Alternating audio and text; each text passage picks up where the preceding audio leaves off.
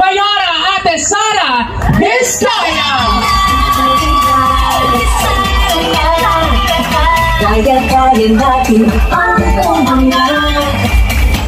Ayun! Kuha ka agad! Magandang gabi, Barangay May Bunga! Ang hina! Magandang gabi!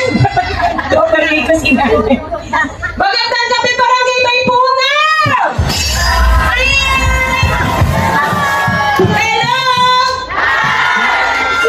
Hindi ako nakasama sa house to house. Nasa District 1 ako kanina.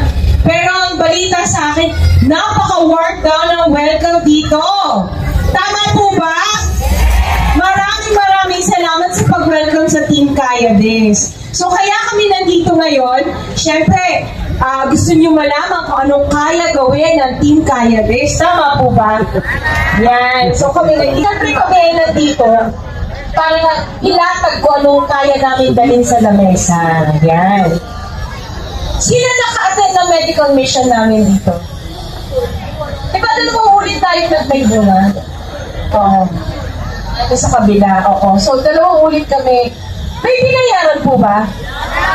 Yan. Oo. Pati gupit, mani-pedi, masahe, nandun na lahat. Kasi gusto namin maparamdam sa inyo kung anong kaya namin gawin.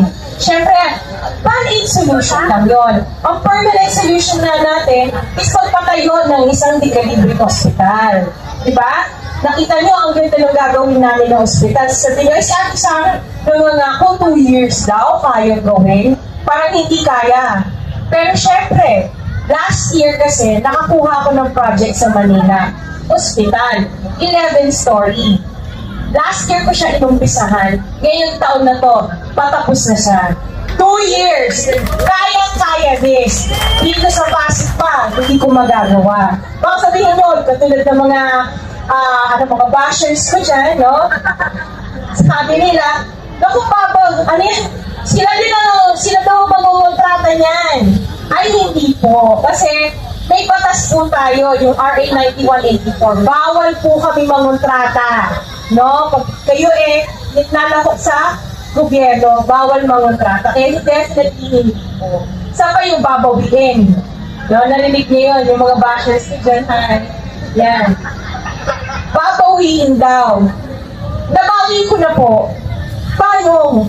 Kami ng mga anak ko, asawa ko, healthy po kami, wala kaming sakit, bawi-bawi na po kami doon. At syempre, pag ikaw nagbigay ng isang regalo, binabawi nyo ba? Lahat ng binigay namin